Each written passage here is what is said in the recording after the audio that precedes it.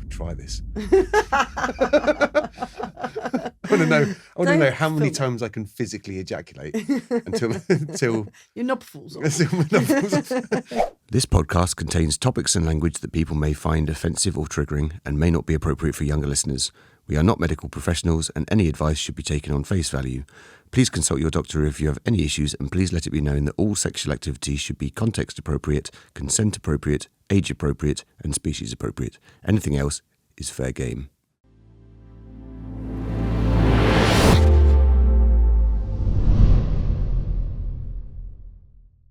Hello. Hi, how's it going? Yeah, good, thanks. Yeah. I'm Dan. I'm Claire. Welcome back to the Pleasure Perspective. Pleasure Perspective. We should have named it something easier to say, really, shouldn't we? Yeah, it was all taken. I think it's a good name.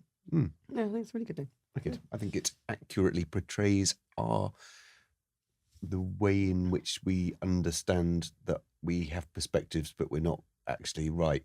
Yeah, and we're not professionals. It's just our opinions. Yeah, I'm not a doctor. No. Don't listen to me. No. Listen to Claire, though. She's definitely a doctor. No. Cool. What are we talking about today? Orgasms. Ooh. I want to talk about orgasms. I know. Yes! Yes! Is that how it goes for you? Oh, brilliant. Okay, sweet. So I want to know. Yes!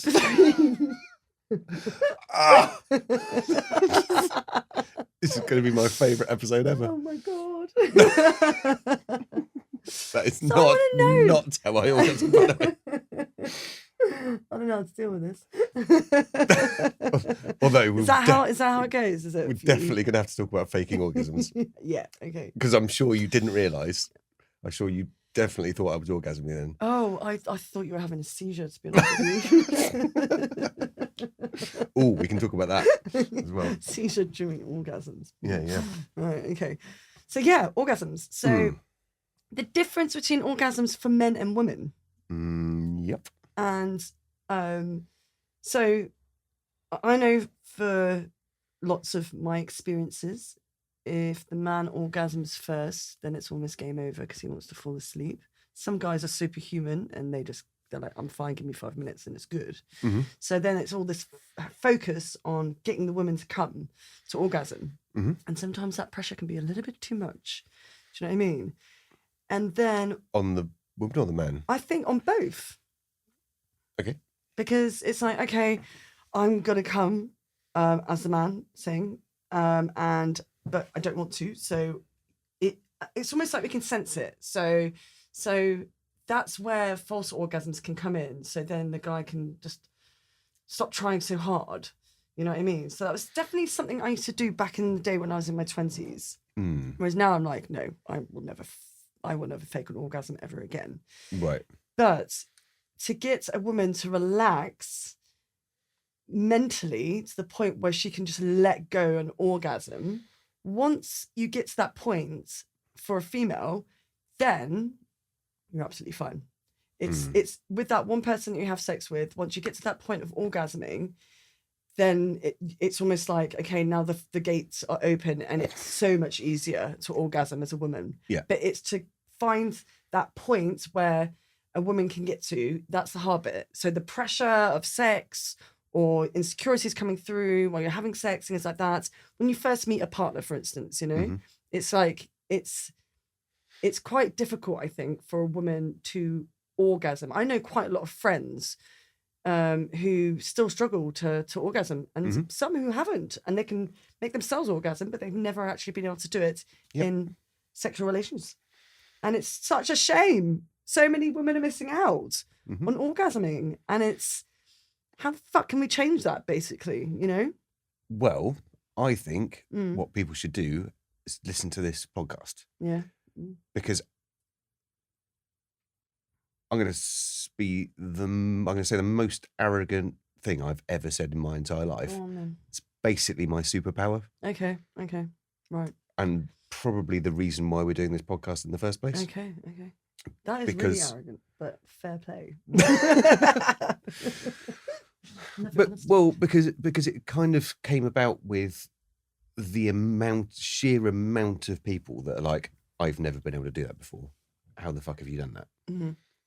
But I've had that for 20 years. So I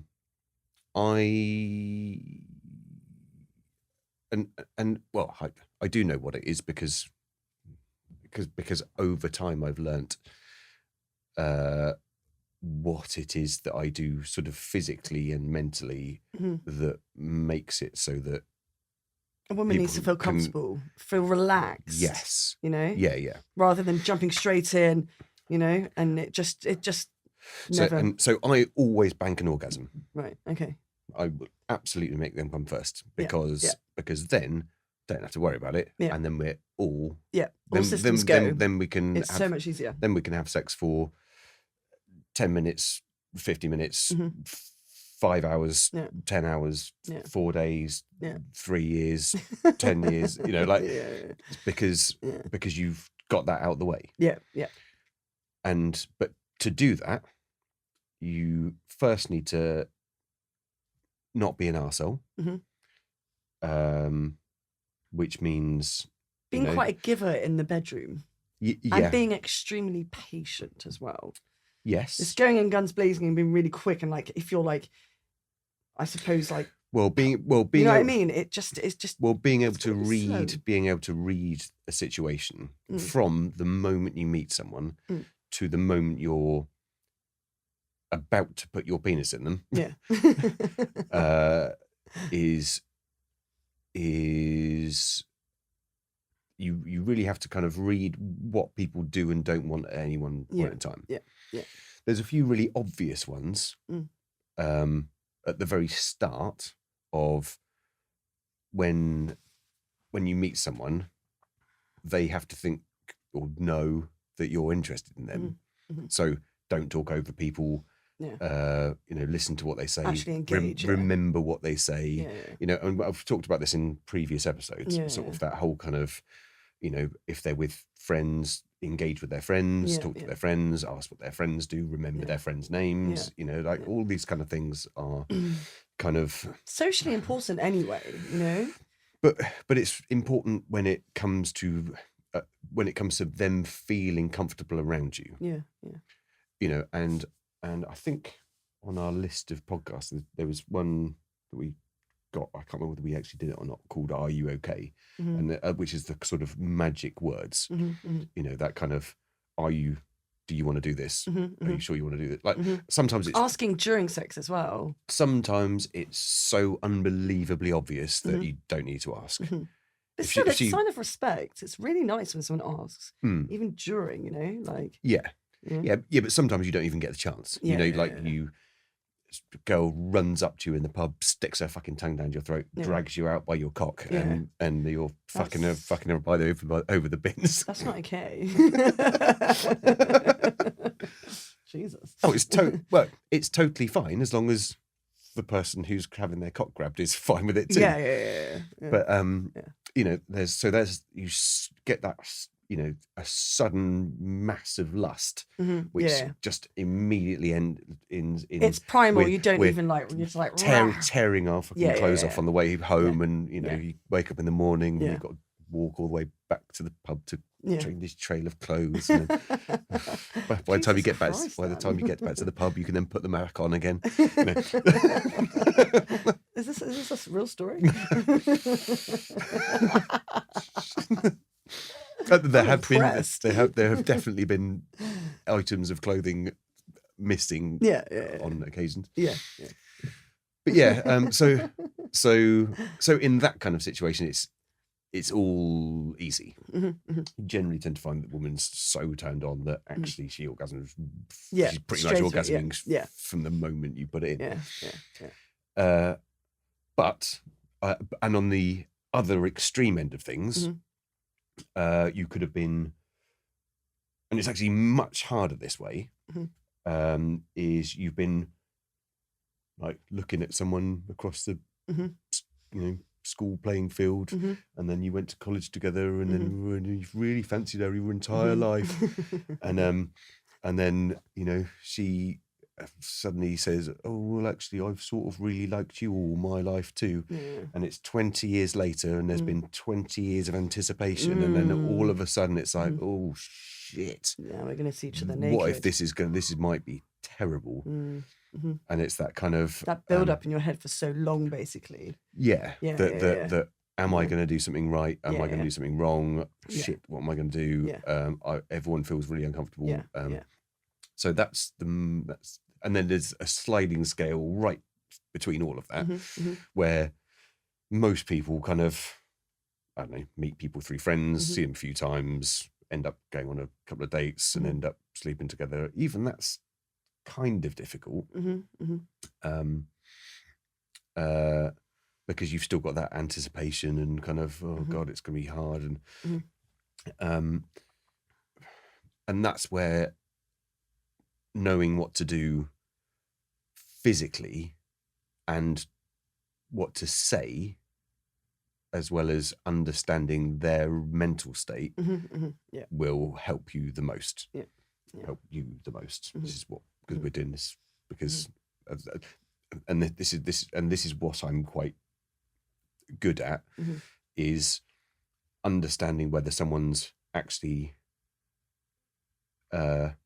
whether they're relaxed and they're enjoying themselves to the point where they're going to climax. Yes. Yeah. But you have actually to make reading them. But yeah, you have to make sure that someone's actually going to be fine with you doing certain things. And not fine with you doing other things. And and then you can sort of build up your sexual relationship from there. But you still have to bank an orgasm, I feel.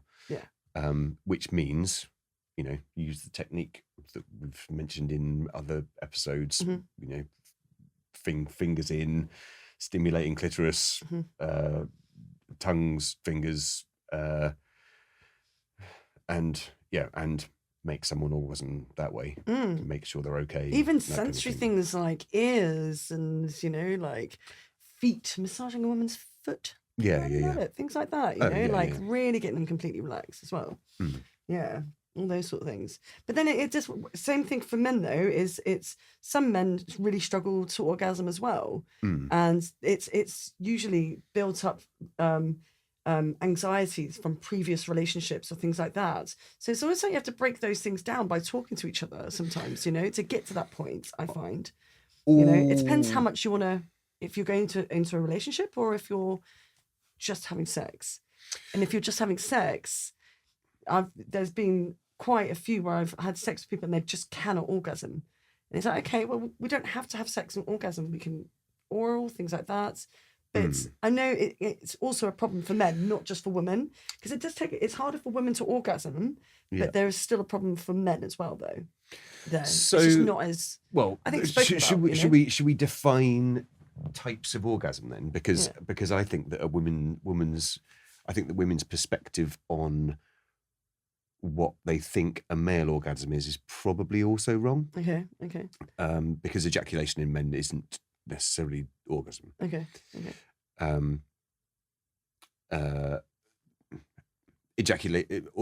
Orgasm can and often does result in orgasm. Ejaculation for men. Yeah. So, but you can orgasm many, many times without ejaculating. And actually that's really that's kind of my preferred method.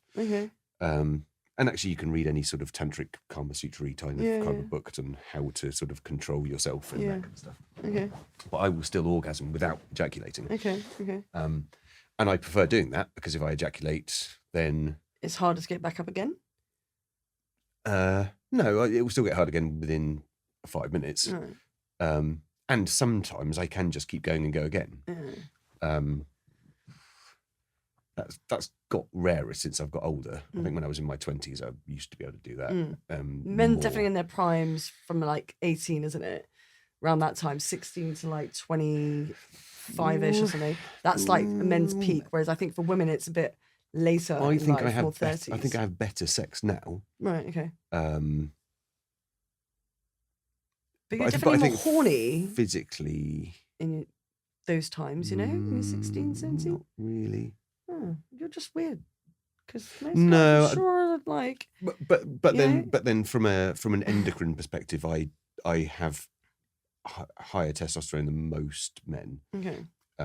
So, you know, so I last time I got tested, I was 856 nanomoles per deciliter of free testosterone, of total testosterone. Right. And what's the normal?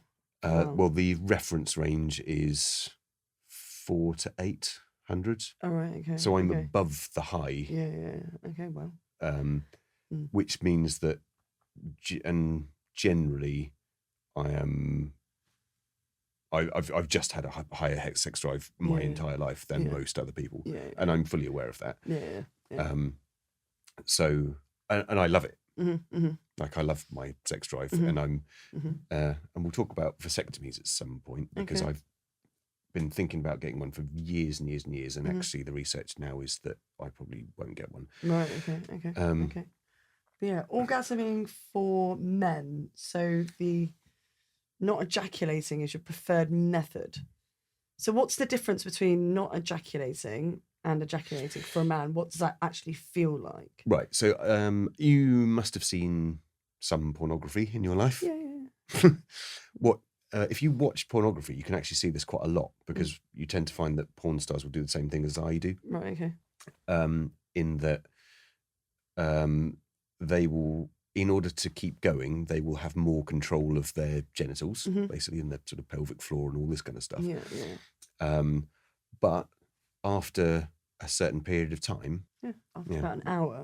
After about an hour, it actually starts becoming more difficult.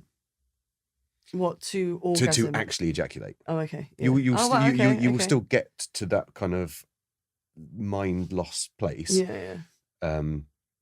Where you kind of lose your shit. Yeah. Because actually there's actually a description of orgasm, which I think we read in a different episode, where having an orgasm, you actually lose your mind, basically.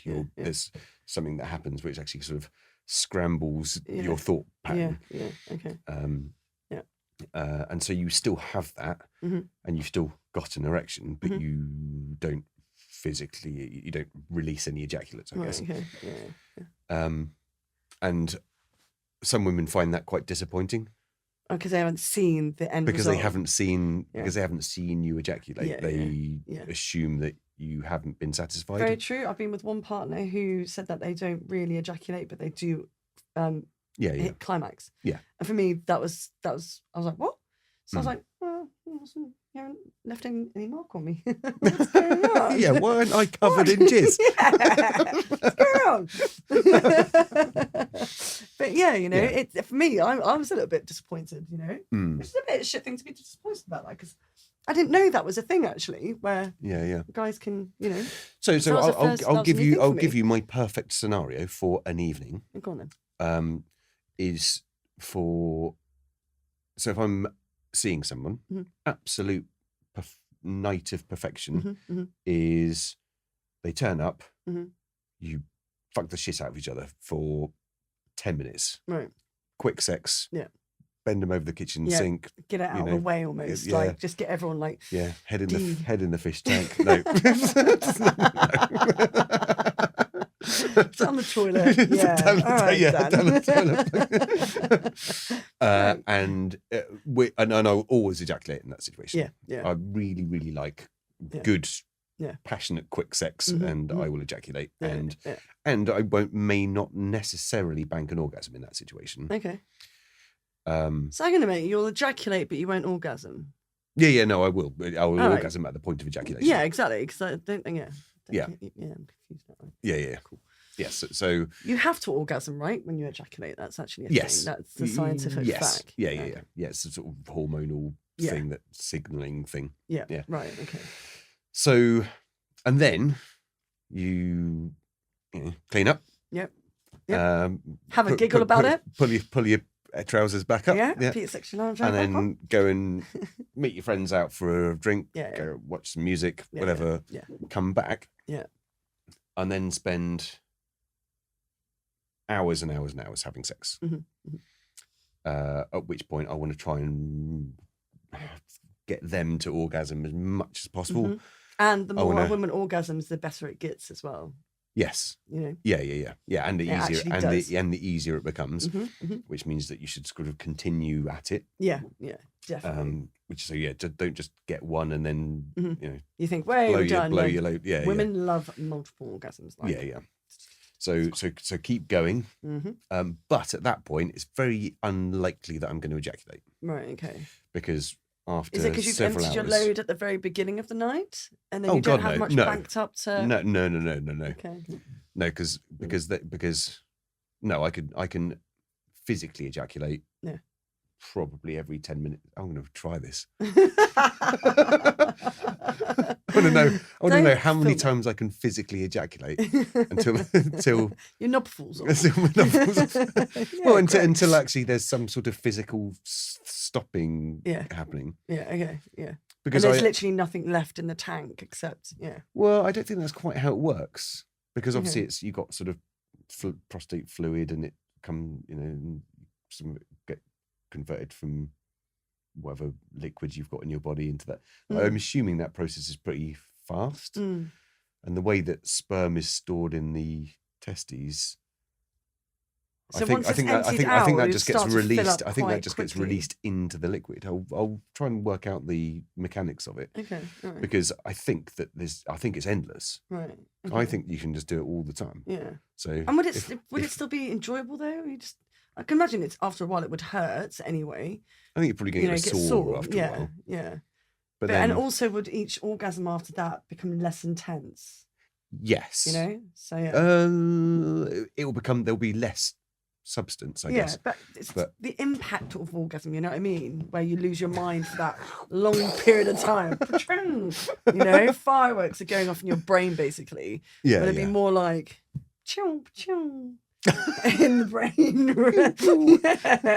and less over time. Yeah, it won't be as amazing, Yeah, maybe not. But then after a night of that, morning sex will be amazing. Yeah. Okay. Yeah. I will wake up even if I'd had 4 hours sleep. Yeah. Because you got in at midnight and you've been having sex until 6 a.m. And you wake up at lunchtime, so you've had 6 hours sleep. Yeah. That next sex session is probably actually my favourite. Probably more so than the quick sex at the start. And I will definitely come then, and so will. And but I will still bank an orgasm, but then I will almost certainly ejaculate again. Okay. Yeah. And that will probably be my largest amount. Okay. The next day. Oh, is it because you've just been through so much to think about? I'm going to be shoveling you out of it. What an image! I'll be getting a husky to try and dig you out. Brilliant. Yeah.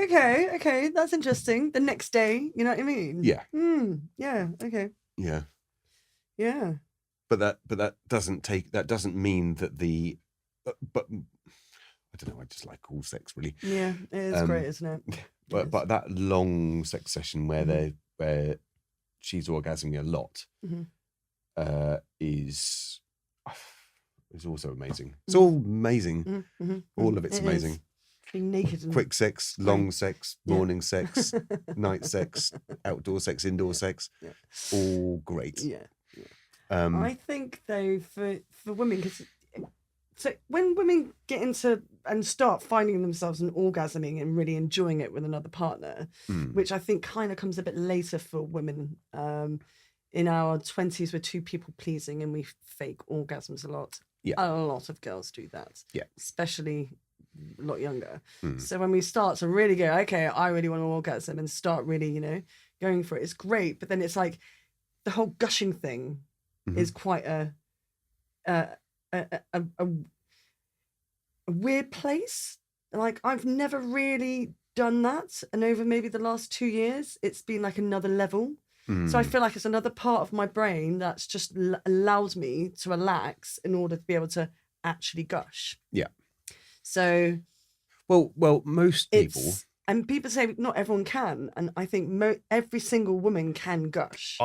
That not very women have. I absolutely 100% agree. The mechanics of it, and your physical body, unless you've got something actually physically wrong with you, you can do it.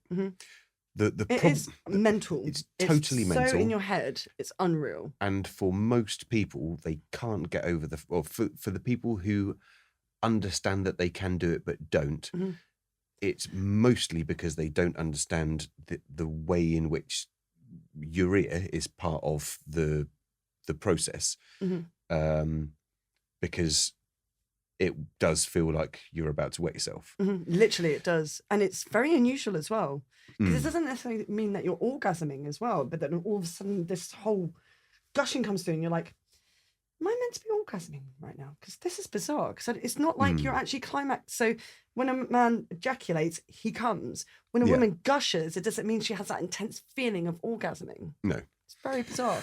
But bizarre. But you should. Not you should. Definitely feeling great, but it's not. I've had way more intense orgasms when there's not been gushing. So you know? normally they're accompanied together. But then I guess it depends on how you're doing it and who you're doing it with. Because if I'm doing it, I'm generally stimulating the G-spot. We should really stop calling it the G-spot. Let's invent another. The clitoris? Yeah, the backside of the backside of the clitoris. Yeah. Because people often just think the clitoris is just the bit at the front. But actually, when what people think of as the G-spot, and we have discussed this in the podcast before, is just the backside of the clitoris, and actually it's much bigger and much easier to stimulate, and and so if you're doing that, by the time that they are gushing, which I don't like this gushing or squirting. I hate the name gushing. Yeah, let's come up with our own terms. Vagina purging. Makes it sound like even worse. Makes it sound like you've had to send Steven Seagal in there. my vagina's crying. Yeah. There needs to be a better way of describing nicer, it, which makes really it is. because again it kind of implies that there's something wrong, and there isn't anything wrong with it, and it's amazing. But yes, so if I'm stimulating someone through the rear of the clitoris, then generally that is because of where your fingers are, that kind of ends up stimulating that whole kind of area anyway. And also it doesn't need to be that far in to stimulate as well. This whole you've got to ram it in is just an absolute load of rubbish. Oh yeah, it's fucking terrible. Yeah, that's awful. Yeah, that is... yeah. It's literally just on the inside at the back. You probably need about that much of your finger to like literally make a woman come. Yeah, you know. Yeah, and this is that's why, it. and this is also why you don't need a fucking big penis. Yeah, so true. I've actually been intimidated by big penises, and I'm like, that's gonna happen. I'm gonna hit you with it. Like, Jesus Christ. But honestly, I've had a much better time with a smaller penis. It's not been a big deal at all. Yeah. Large penises are not the way forward. No. Unless you've had like 10 children, then maybe, you know. Oh yeah, but we discussed that in our vagina episode. Okay. Because I don't think having kids makes any difference at all. But yeah, going back to orgasming. So yeah, we were talking about gushing. Yes. So normally gushing is associated with orgasming certainly in my head. Yeah. And you can taste it. Yeah. So because female ejaculates, which happens when you orgasm, is effectively this. It's very similar to male ejaculate. It's actually still. It's very watery. Yeah, but it's really watery. Yeah, but it's that kind of same sort of milky kind of still sort of milky kind of textured substance, and there's not very much of it. Yeah, it's sometimes it could be more. I guess it's like ejaculate. Some people ejaculate. So you're saying when a woman orgasms, not the gushing. Yeah. Yeah. So an orgasm is normally normally accompanied by female ejaculate. But ejaculate and gushing are two separate substances. Yeah. They actually come from two different places. Do they actually? Yeah. Ooh. Yes, but because effectively, so within males, it comes from the prostate. Right, okay. Whereas women have another gland that I can't remember the name of. Okay, all right. Which is effectively the same thing, but in women. Okay. Then they perform slightly different jobs, but I'm gonna get loads of sciencey shit comments. What I should do is bring up a diagram at this point, and what we're talking about. bring up diagrams at this point. Because genitalia between men and women are actually really similar. So yes, whereas and then when you go through when you're gushing, fucking hell, let's call it something else. Can anyone else think of a better word than gushing? Yeah, it's terrible. Please let us know, because it's rank. It's horrible. Yeah. So, but we'll use it for now because we don't know what else to use. Yeah, we should come up with a new term for all these things. Yeah. Like I don't like masturbation either. Like makes it. I really like solo sex. Solo sex. Oh, okay, that's a cool way. Oh, I like that. Yeah. What are you doing? I'm going to have some solo sex. Yeah, I like that. Because it's but that came from a book, which I will try and remember to tag in the comments, in the description. Sex Ed. It's a really good book. Okay. It's a bit heavily weighted towards females, but I still read it anyway. But yes, but yes. So the actual fluid itself within gushing is effectively, I think it's 90% urea, but because it doesn't go through a certain gland, I think it's Skene's glands or something like that. It effectively, you don't get the smell of pee, of any of that. No, it's really like there's no odor to it. There's no odor to it. There's no taste to it. It doesn't smell like weed. Doesn't look like. It's almost weed. like water. Yeah. Like it's slimy water. Yeah. But the slimy bit is probably from the ejaculate. Okay. Yeah. Okay. So. So it's not common for women to gush. It's really not at all. And I think a massive part of that is not feeling completely relaxed in ourselves, to let go completely and just go to the point of losing our minds, like you say. Do you know what I mean? Yes. Getting to that point. Yeah, and I guess I'm always pretty careful in that it's okay if you really don't want to. And I've been with people in long-term relationships who don't want to. What do you mean, don't want to gush? Yeah. All right, okay. They find it quite disgusting. Yeah, they've just got some mental block. Right, okay. You know, I've had... So it's not that they don't want to, they just can't. Is that what you mean? They mentally can't. They mentally can't. Yeah, they get to that point and then they go, oh, God, I need to pee, and they run out of the room. Okay. Then they go into the toilet and they presumably just gush into the toilet. Yeah, which is... okay. Because it doesn't feel like peeing. No. I don't think it does at all. No, but it's a great sensation, but it's not the feeling of peeing. But you have to mentally get over it. Yeah. I think it's also like making a mess as well, isn't it? You know, there could be a thing where it could be related to women getting their periods.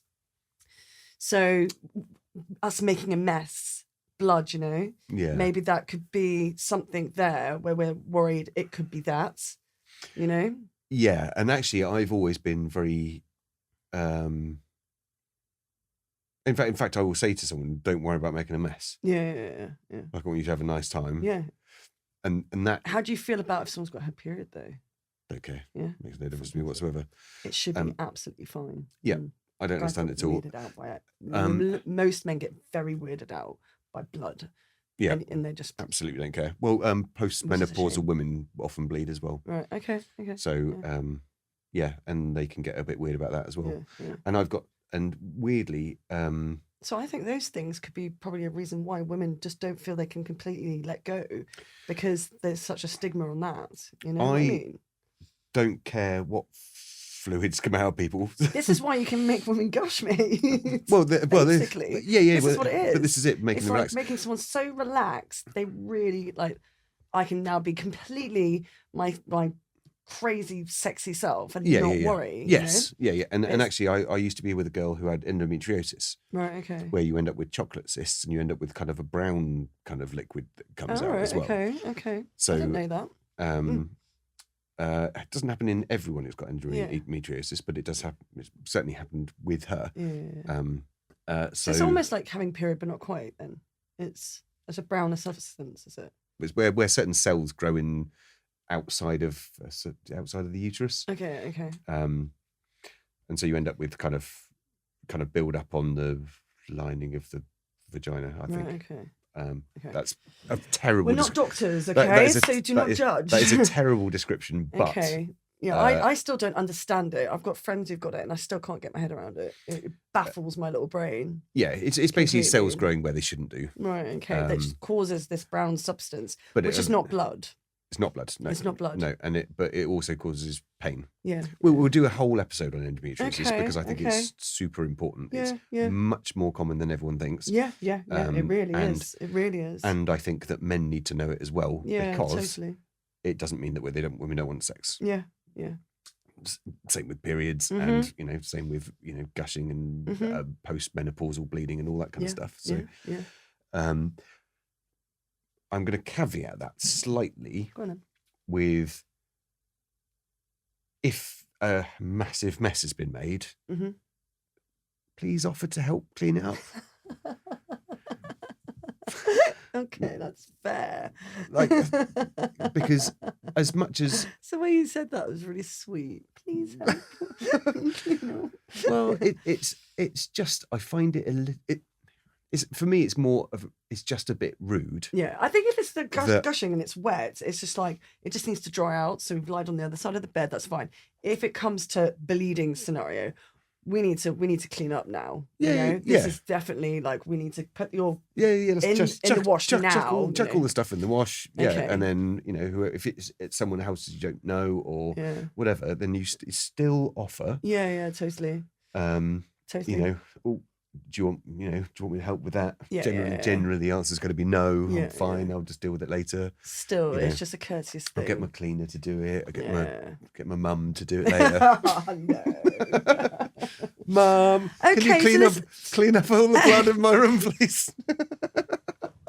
Oh, dear. If you're still living at home, by the way, don't ask your mum to do it. No, that's really learn how to use your washing machine. Yeah, that's really not cool. That's really not cool. So so a note to us women there is if we make a mess on men's beds, we should really make an effort and go, can we help? I think a lot of women would, but have you had quite a lot of women who've literally been like, just going to go have a smoke while you clean up my blood? Is that? I've absolutely had people leave. Straight after? Or the next day or whatever, and just gone pretend. And for me, I've only really ever had this once to the point where I've gone, and because we were sleeping together for a little while, over the space of a few months, and kind of the reason why I kind of cut it off actually was because she would come round, we would have sex, she would bleed a lot, and then she would kind of just completely ignore the fact that it happened. Yeah. And then just leave. She's embarrassed. And basically. Yeah. But then quite happy to still do it, like bleed on you. but it's obvious that it's happened. Yeah. It's not like Did you ever try talking to her about it? Because maybe she's just so embarrassed she wasn't able to like say anything, But then being that embarrassed, but then absolutely okay by having her period and actually being able to have sex. Yeah. Actually, she was postmenopausal. Okay. So she just bleeds every time. Yeah. Okay. So she had induced menopause. So right, So it was. Yeah, it was just a bit annoying that she didn't acknowledge it, and then every time she came round, I'd have to clean the sheets. That is quite well. Annoying. I mean, I clean my sheets at least weekly, even if I don't have anyone around at all. But still, then if I do, I change them straight after, depending on whether they're going to come round again the next day, in which case we can just sleep in our own crust. Yeah, exactly. Not the blood though. Not the blood. No.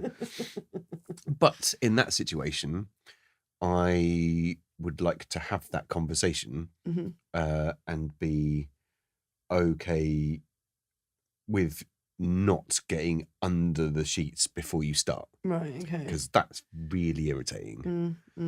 Like Okay. have sex on the top of the bed, on Yeah. top of the duvet. Mhm. You can swap a duvet round and move Yeah. it around or whatever, Yeah, depending yeah. on where it's ended up. Yeah.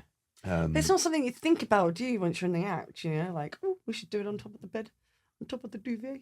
You're kind of like, you just get involved, and before you know it, totally you know? depends on the person. Yeah, true. Like I had someone fairly recently who squirted so much. Good for that- her. But there was Good for her. literally I mean, it was like everywhere. Have you ever like walked through Dartmoor in the winter? I've actually. You know, in like the bottoms of those valleys where every footstep, it's like you up to your thigh. Wow. That was my mattress. That's crazy. I mean, what do? Change the mattress? There's like, I mean, you can't do anything. You can flip the mattress over.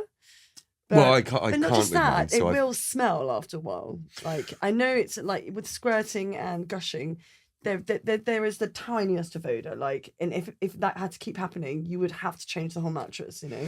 So I'm lucky. lucky. You will get a smell. I use an Emma mattress. Right. Okay. Oh, we should get sponsorship at some point. Oh. I recommend Emma mattresses to have sex on. Yeah, just bouncy enough, but just firm enough. Yeah, soaks up all the blood. That's a really good drainage. So Emma, if you're listening, easy wipe away crust. That's brilliant. And then these wet wipes are ideal for. Yeah. And with Vanish, you can. So it's actually got a topper on it, so you can actually just unzip that, and then you can just chuck the whole lot in the washing machine. Right. Okay. It's also and it doesn't affect the mattress inside then, so you've just got okay. That's ideal. That's great. Okay. Yeah, I mean it will still get through to there a bit. Yeah. But if you've got a duvet, sheets, topper, mattress, you've got more of a fighting chance. Yeah, definitely. Yeah, but you got to think about these things. Yeah, well, definitely. And if you're seeing somebody who's like that, and you're almost having sex daily, for instance, for a couple of weeks, that is gonna make a lot of mess in your room. Like, yeah. You just keep going to different hotels. I mean, what else do you do? You know how I said I love having sex outside? I get it. I think maybe it's just I'm just too lazy to clean up. Yeah. Yeah. Don't worry. So some badger will lick that up later. That'll feed a fox for a week. Oh, yuck. It's so wrong. Anyway, yeah. So going back to gushing, so I think for women who start to really find how to orgasm and let themselves go and get to that point of orgasm and to gushing, or shall we say squirting, you know, it's a real journey to get there. And if you sleep with guys who are a bit funny about blood and this and that, you know, it does make it a bit harder for women to go, ooh, and just let go, you know? And if you're a guy, try and get to the point where you can make people comfortable. Because exactly. Because it's the best thing in the fucking universe is to watch women go through that process. It's so true. Especially if you're the first person who's done it to them. Yeah. Because then you feel like a fucking god. Superhero, honestly. It's so true. Yeah. It's so true. Yeah. Definitely. And all women can do it. All women can definitely squirt. It's just being with the right person who can actually make you feel that comfortable where everything is okay and you can just go get out of your head and just go and thoroughly enjoy it. So more sex, guys. Honestly, it's so good for you. This is why we're such lovely people. Yeah. Even computer problems don't get us down. Exactly. You'll find that you don't get so stressed out when you have such amazing orgasms. You just don't feel, there's problem with the computer. Yeah. Fuck it. You don't care. You were so chilled out by that. Jizz in your keyboard. Just squirt all over the keyboard. Like, whatever. This is what I think of technology. Squirting and orgasms are the best thing ever. I think it's probably one of the best things for mental health. Absolutely. Absolutely. Really good for mental health. Yeah. So I think that concludes. I think we've reached the climatic peak state. climax of our podcast. Definitely. Amazing. I've really enjoyed that chat. That's been awesome. Yes. Oh, that was the best. Feels so much better now. Got so much clarity in my head. Nothing bothers me anymore. I'm not stressed out. It's a calm state of tranquility. It's brilliant. Yes. So that's the end of the podcast. I do hope you enjoyed it. If you like the video, then click the bell button, click the like button, subscribe, and comment for the algorithm. And we'll see you in the next one. See you next time, guys. Ta-ta.